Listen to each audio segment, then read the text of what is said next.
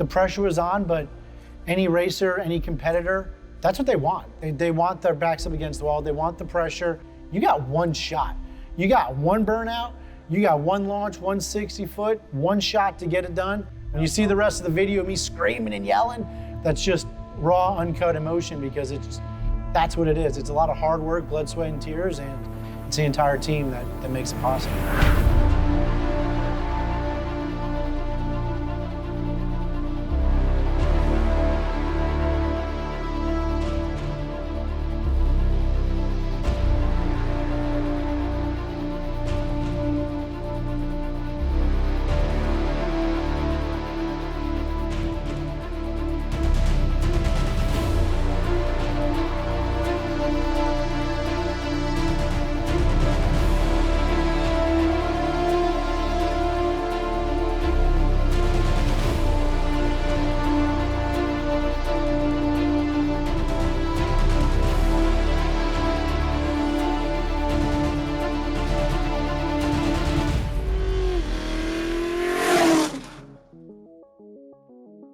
I'm Scott Boda, Steeda's Director of Manufacturing and Engineering, and in 2017, we decided we wanted to get back in drag racing a little bit. So Dario and Glenn reached out to me and said, what would be the best car to start our drag program around? And that's when we came out with the idea for a base model, 2018, third gen Coyote with the 10R80, 10-speed transmission, and wanted to make it an all-out nice street car and drag car in the process to show what this platform was capable of. There wasn't really any additional stress with the drag program. It's always been a hobby of mine. It's what really led me to trying to get a job at Steeda back when I was 19 years old. It was something that's always been a passion of mine, a hobby, and they gave me the opportunity to come on board, and one thing led to another. Found myself in Valdosta, Georgia, and in 2017, they gave me a blank sheet and said, run with it. Here's the project car, go out there, see what you can do in the stock form, and let's come up with a goal, let's come up with a game plan. And it was probably the most rewarding aspect of my career here at Steeda, because I was able to come up with a parts list, run calculations based off of experience, not only with Steeda's experience in racing, but my personal experience and what works at the track, what doesn't work, and the car instantly responded, and we were rewarded right away with it going into the 10s, basically its second trip to the track. Every drag racer's dream is to do things and see results. I love my Fox body, right? It was a cool, fast street car back in the day. There's thousands of Fox bodies faster than my Fox body, but I always like seeing it go faster. It's been very, very rewarding, because not only has it gone faster, it's set the bar. We've been at the front of the curve the entire time. That's something that you don't get very often, and that is what ultimately has been so rewarding about this project. One of the biggest things that I've truly enjoyed also is the relationships that this car has generated. We are now working with so many other companies that we never really had a strong relationship with before, and at the end of the day, that's what it was about. It was about testing a product, proving a theory, building relationships, and having fun at the end of the day.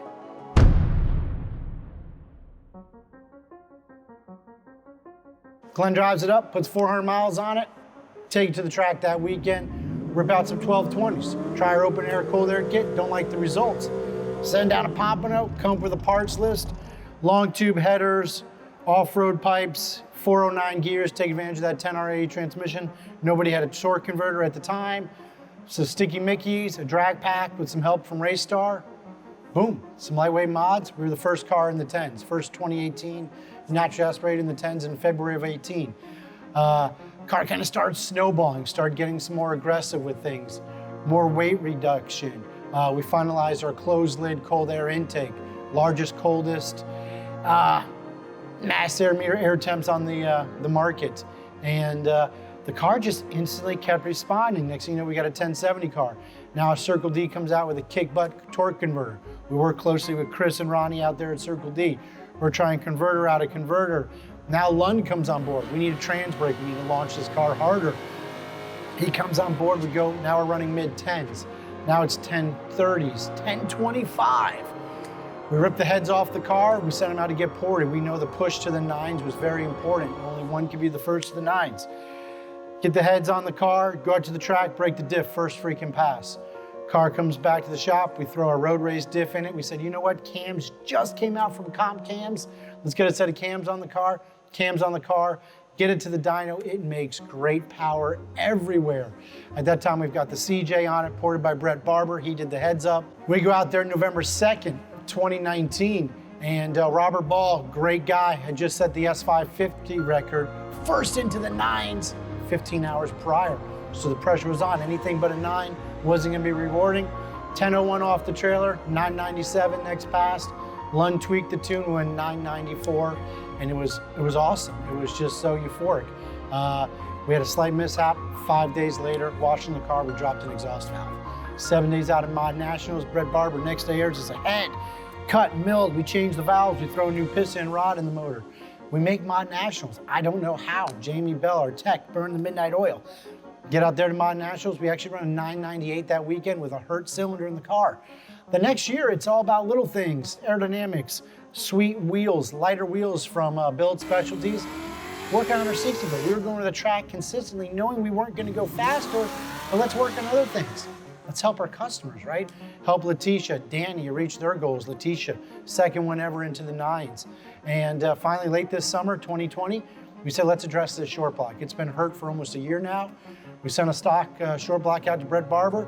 He put some diamond pistons in it, lightweight rotating assembly, got it back to us, headed down to Pompano Beach because our dyno wasn't in yet, and made good power on the dyno. We were expecting more, but that's how the dyno works. You always go there with these goals, but you can't be bench racers all the time. And but we were very optimistic. So I get to the track. It's quiet, nobody's there. I got in early, wanted to go through our normal prep, set air pressure, pull out the passenger seat because it's a pro mod, and just get ready.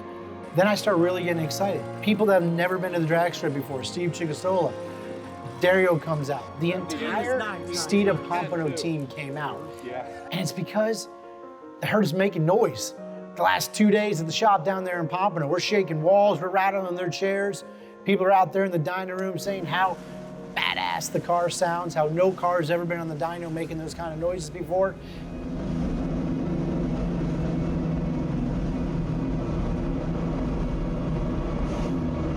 And it was awesome. The pressure was on, but any racer, any competitor, that's what they want. They want their backs up against the wall. They want the pressure. So roll up to the tower there at Palm Beach International Raceway, a track I grew up at, haven't raced on in several years. Go to do the burnout, and I always put in sport mode, lock it in the gears, and I control it, usually get in fourth gear, hold the burnout.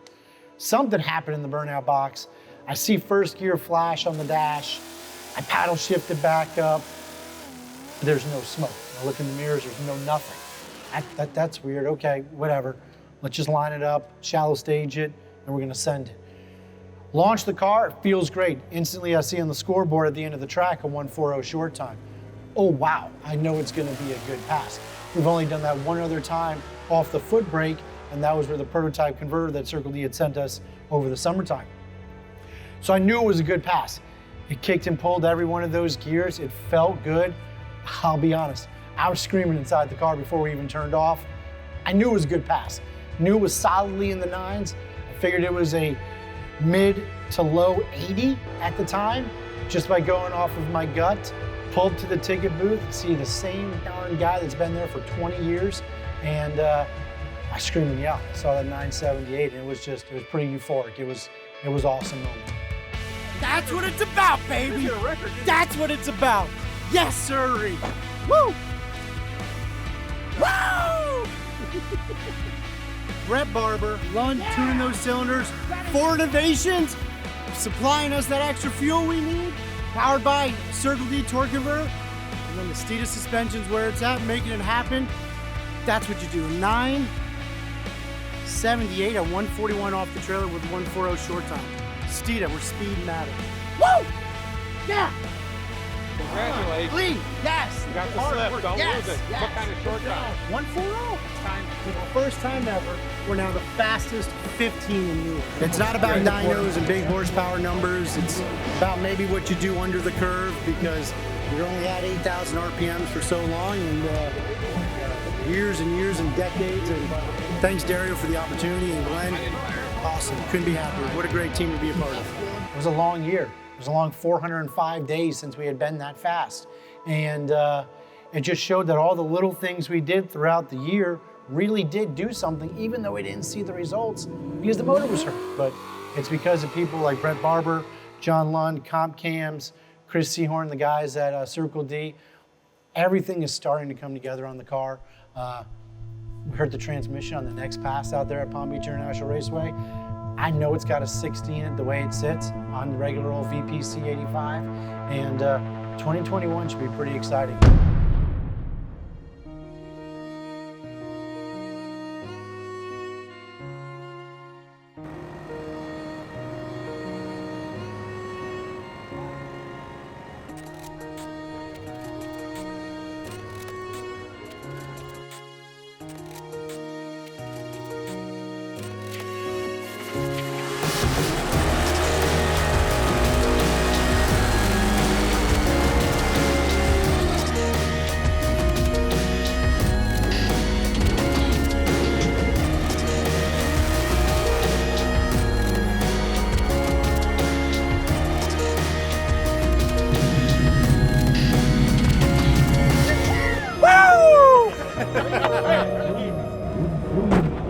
That's good. 976, 143 and change. 142 short time. All right. Sweet.